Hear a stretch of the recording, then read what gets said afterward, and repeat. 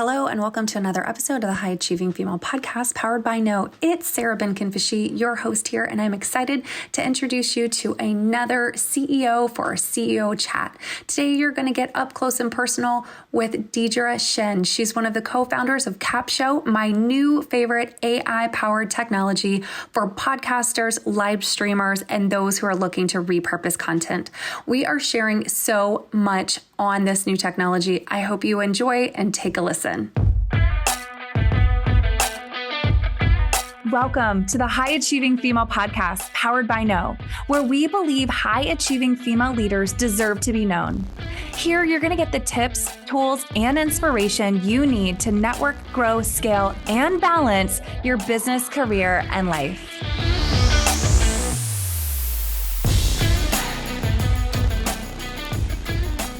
Hello, everyone. I'm so excited to welcome our next guest today to the High Achieving Female Podcast.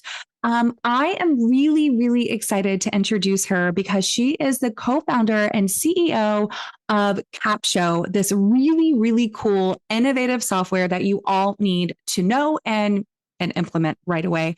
Deirdre Tshien, welcome to our show. Thanks so much for being here. Thank you so much for having me, Sarah. I am so stoked to be here.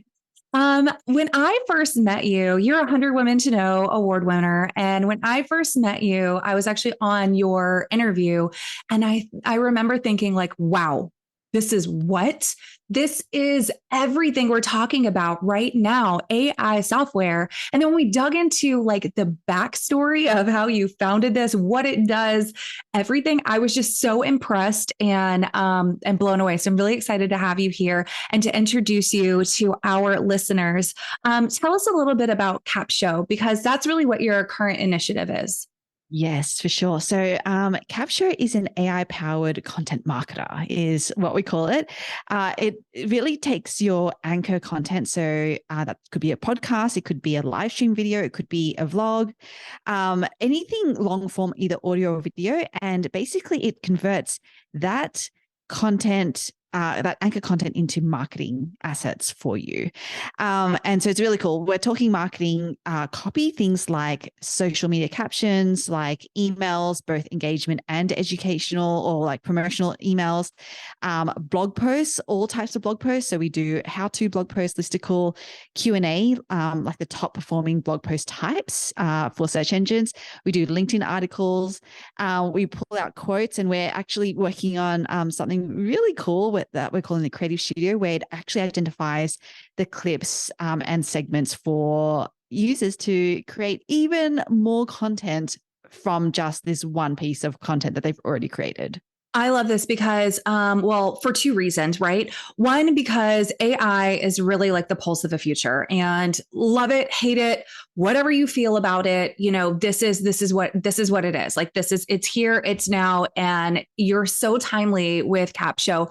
But what I also love is that, as women, I say women because that's who our listeners are and our community. But as women who are ambitious, high achieving, and a lot of times looking and seeking publicity or getting press features, the move is really about how can we like build from one feature, right? One interview, one video. How can we build and leverage that one piece in so many different ways?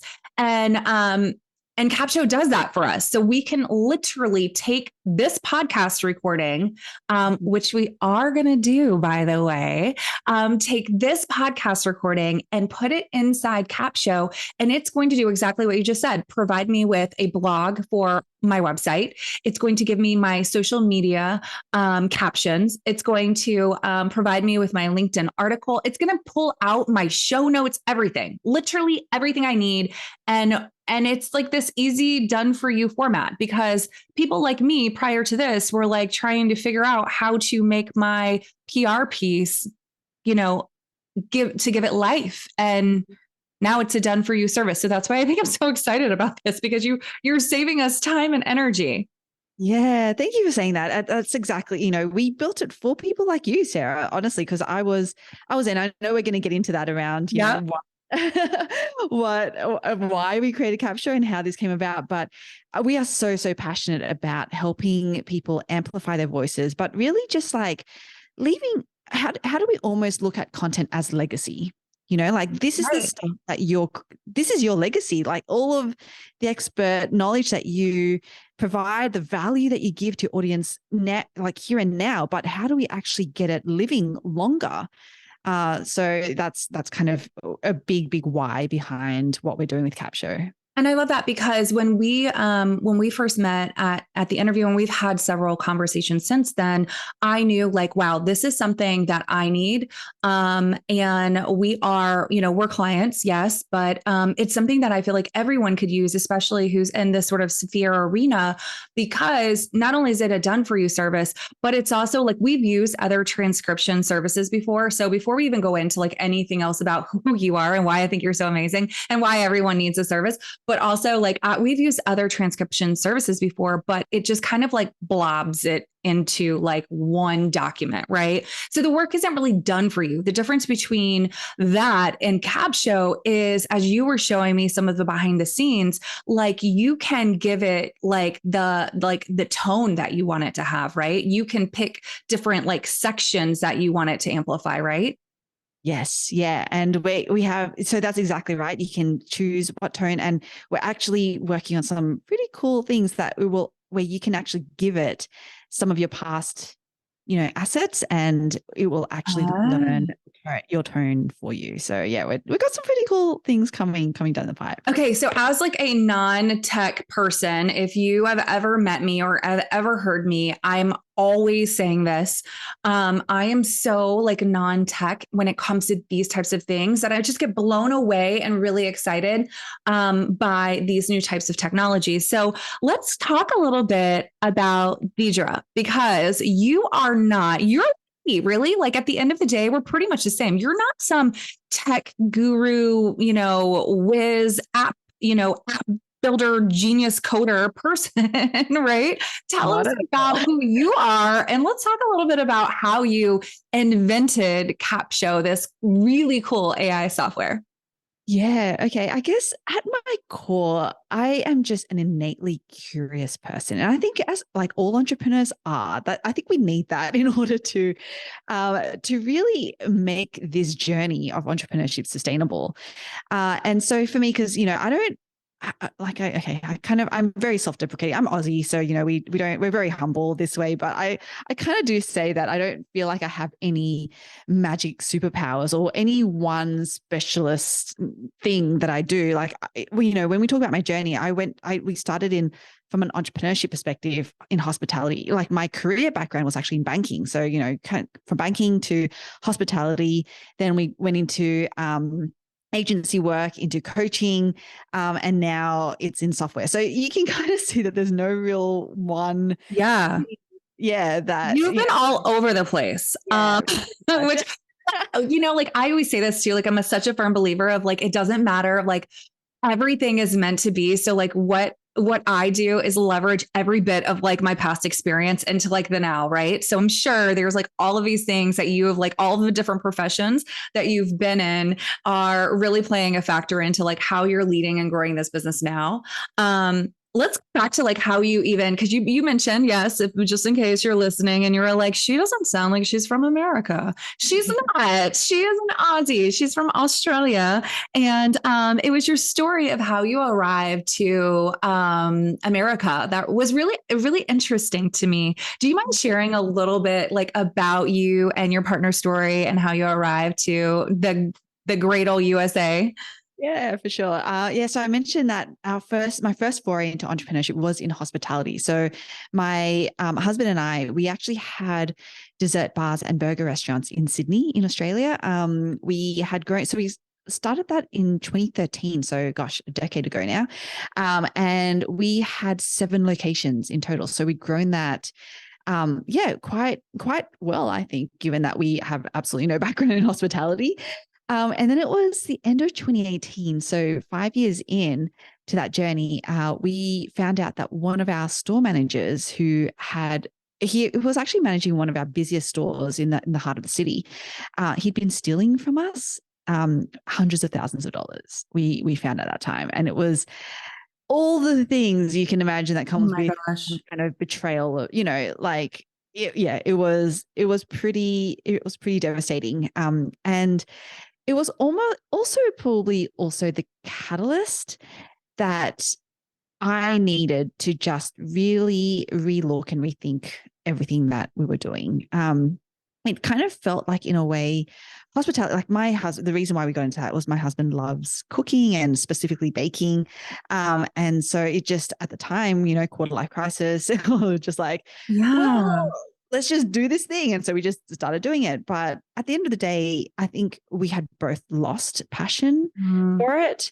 And so finding, having this big thing happen to us was probably the kick in the pants that we needed to just be like, do we just keep being on this hamster wheel that we kind of yeah. like ourselves? So at the time, I was actually exploring a fashion technology idea with another co-founder, someone who I had met in corporate in my banking life. We were just exploring it, and all of this was going on, and I was like, oh, F this. Like, I just want to totally, just throw out the playbook. Like, let's just change the scenery. And I was like, well, what better place than New York to explore this intersection of fashion and technology? And so it feels kind of weird, because it was like, when I look back then, it's something that I never probably would have done before. Like, I'm not that kind of person where we're just like, we have no plan. We have no safety, no certainty, like Right. none of that stuff. It was just a little bit of a whim, Yeah. and we just made it happen. So 2019, we moved over to New York, to start the next phase of our journey. That's so interesting. I'm going to stop you there because it's like sometimes we just know, right? Like it's a great pivot. And pivot is such an overused word now, but it really is like the great pivot where everything in your life at this point is like spinning, right? And you're just like, I'm losing myself. I'm losing my passion. It cannot be life. I cannot continue down. My heart is broken. Like we've worked so hard to build this, like all of those like feelings and emotions and just like the broken loyalty, like so many things happening in your life. And then you're like, but do we even want to do this anymore? And you and your partner like jumped out on a whim, as you call it, or through intuition, and was like, you know what? F it. We're going to New York and we're going to start all over. Like, what balls does that take? Like, truthfully, like, wow, right? Everyone. This is why I was like, wait, what? This happened? Like, okay, 100 Women to Know interview. Like, tell me about you. And she's like, we have this great software. And I'm like, ooh, this is intriguing. And then we're like, but tell us about you. And we're like, what? You did that? Like, you like took It's the crazy. highest levels of success and then like walked away and started fresh, like resiliency, like to a whole nother level. Okay, now continue. I just had to like give you credit for that. And I wanted everyone to really know like this is the reality of how Deirdre came to America to build this fashion, what she thought was going to be like dig into this fashion technology company. And so what happened with that? Yeah, so we we failed it after about 4 months into landing in New York. Yeah, we did we tested it. We didn't. The good thing is we didn't spend any much money or time actually building the technology. We really just hit the ground running in terms of speaking to college students. So we would walk to the NYU or Columbia campuses.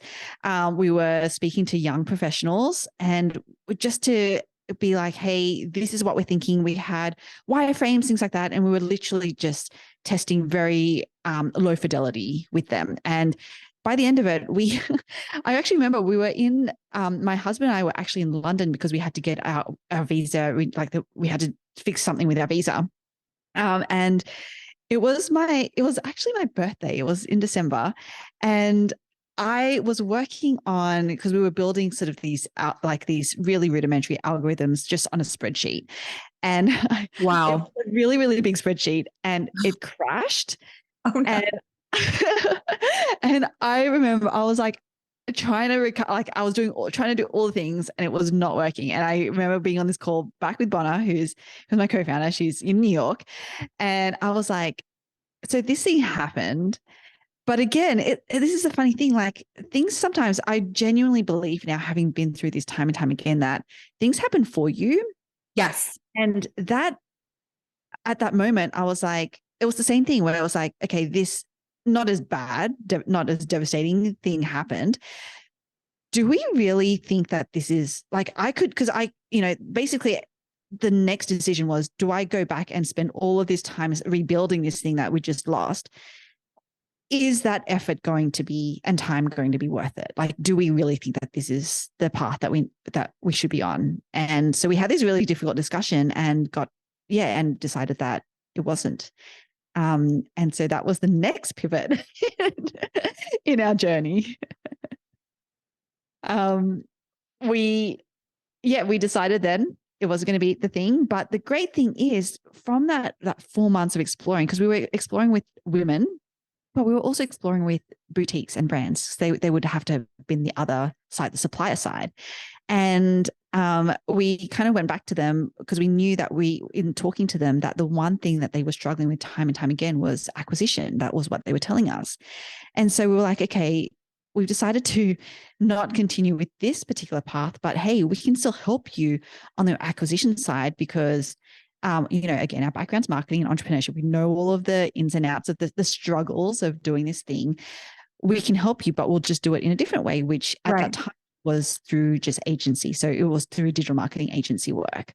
And so we kind of fell into that as the next step because we were at loose ends. We just didn't know what else we were going to do. So we were like, well, we may as well do this because at least we know it. Well, and you know what? Like, I think there was something to be said about that, because once you rip the Band-Aid off of like, okay, I'm done with this. And like you did that with the restaurants and the dessert bar, like it makes it easier to like, okay, I've done this before. I know it's not working. I can let this go too. And actually what I'm going to do is I'm going to go into an arena where I know it. Like while I'm figuring out the next venture, like, or what's next for us, then we're going to tap into this agency work because I know we can do that. I know we can, generate some revenue and income and also like actually, help people. So I think that's amazing. What I have to ask you is, and I know that our listeners are going to want to know this answer. How did you know like it was time in both of those situations?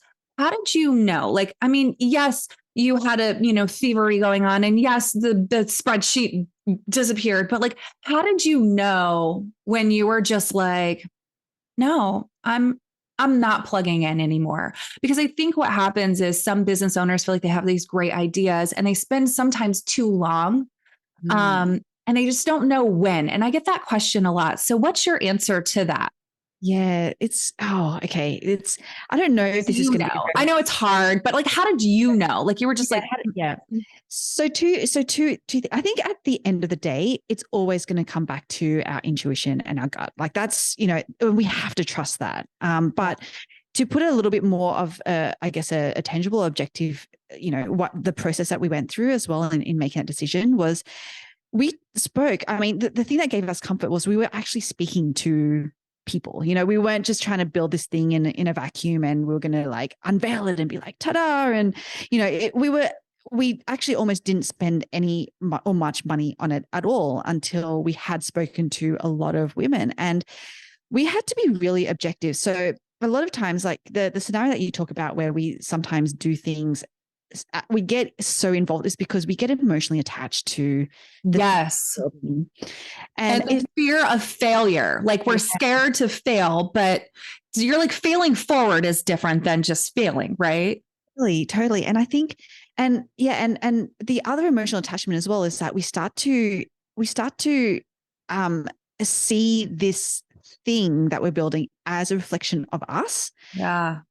And that's really hard to make a decision when you've kind of done that. And I say this, by the way, I do that myself. So like I say this like, oh yeah, don't do that. Like but oh my gosh, it is so hard.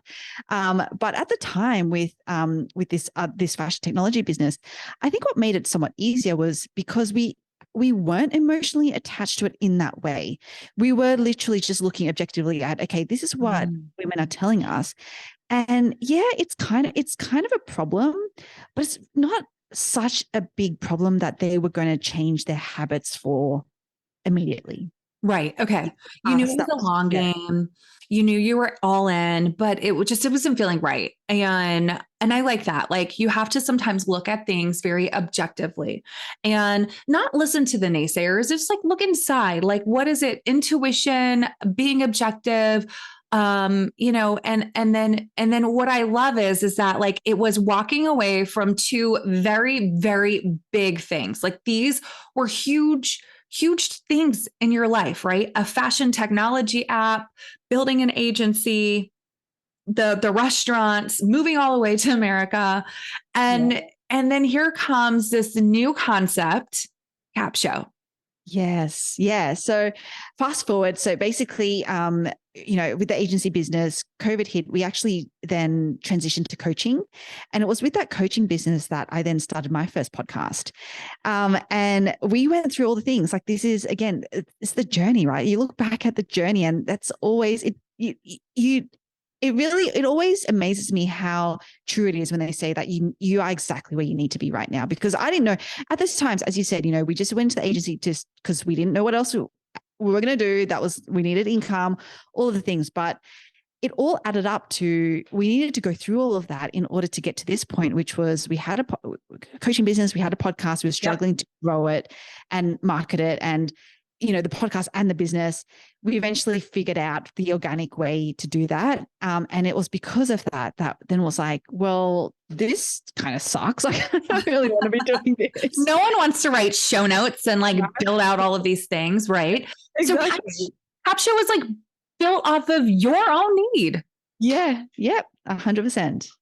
And which is always, I'll say always, that's when you're on to something, right? Like the most successful, wildly successful businesses and brands are built on our needs because we know there's got to be other people with a similar struggle out there like us. Exactly. So you built this for yourself.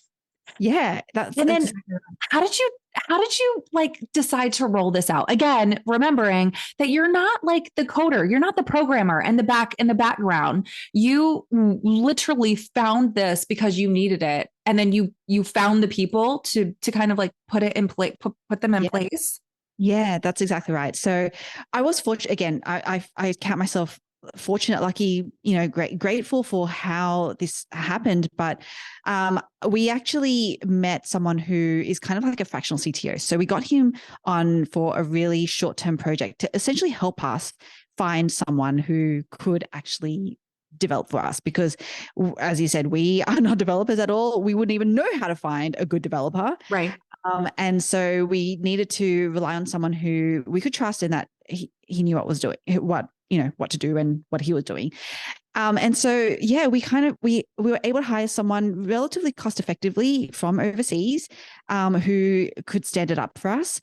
And we really, as a co-founding team, we just focused on what we know best, which is the marketing, the acquisition and all of that. So we really went, okay, for beta, I think before we even launched beta, we had close to 400, I want to say about 350-ish people signed up. Wow.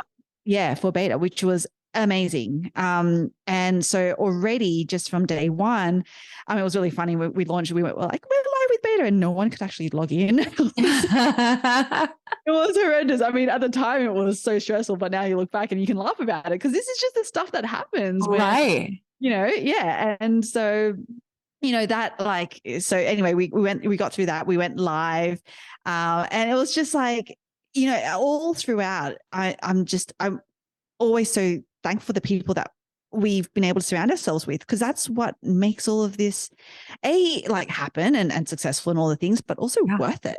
Yes. You want to be building something with people that you just love. So here's what I heard too. I heard you say like leverage your strengths and outsource your weaknesses. And that's, that's the name of the game.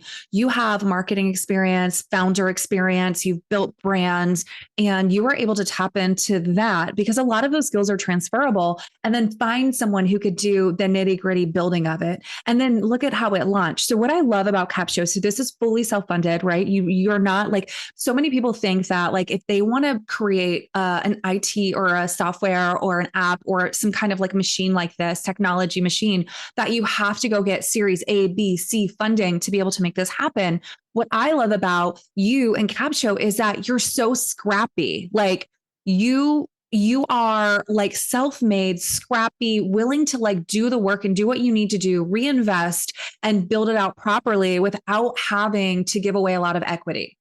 Yes, that's and that's how we build wealth, right? Like, and so like eventually, maybe one day, right, you'll need the funding, and or you'll want to come up with acquisitions or whatever. But where you're at right now is actually really in a beautiful place. So this is a story that I love, and I'm so excited to be able to share because the whole entire, not only is like Capsho just a dynamic product that we need to all be considering and using because it is really the wave of the future, but it's the founder story that really makes this so much more sweeter, right? And the fact that what failure is like, and what it's like to walk away from a lot of ventures, right? And to consistently reinvent and build and build and build. And I think that it's just incredible. So I have to ask you, what's next for Capsho? What's next for you? Oh gosh. We are all in on Capsho and what we're doing. We're so passionate about what we're bringing to life.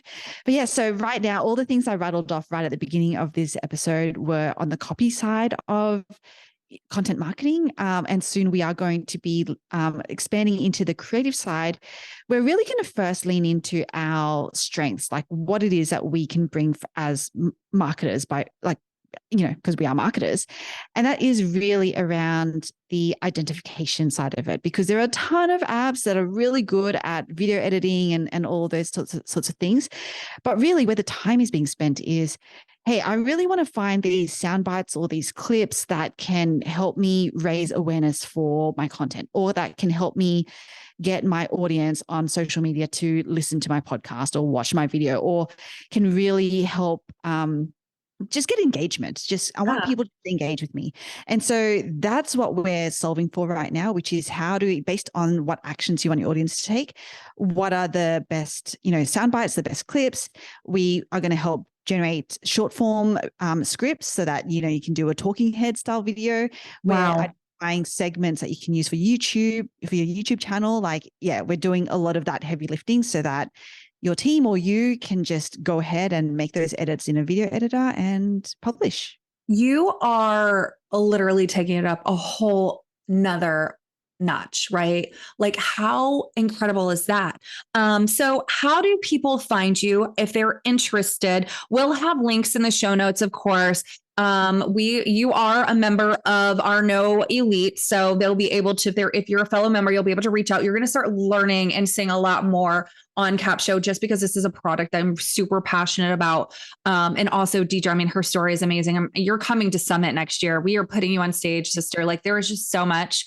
But I'm really, I really want, for anyone who's listening and they want to get in touch with you, give us the website, give us your, social handles, all of that stuff, so we can stay in touch. Yeah, for sure. So pretty much any social media, it's my full name, which is not the easiest, but Deirdre Tshien, Deirdre Tshien. You can find me. I'm mostly on LinkedIn or Facebook. So those are probably the two biggest platforms for me. And then in terms of, check out capsho.com. That's capsho.com. But Sarah will have her own link that I would highly encourage you to sign up through, because we're going to give a ton of free mini courses and resources as part of if you sign up through that link. So that'll be in the show notes, I believe. Thank you. I mean, we're just scratching the surface. And I'm really excited to put this episode through Cap Show and to see what comes about. Man, thank you so much for like taking that heavy lifting off of our shoulders. That's just amazing. And teacher, it was so nice to meet you. And to just interview you and have you be a part of the show. Thank you so much for being here. And everyone, seriously, go download Cap Show and or get to the site and start using this. I'm not even joking. This is going to change your whole life.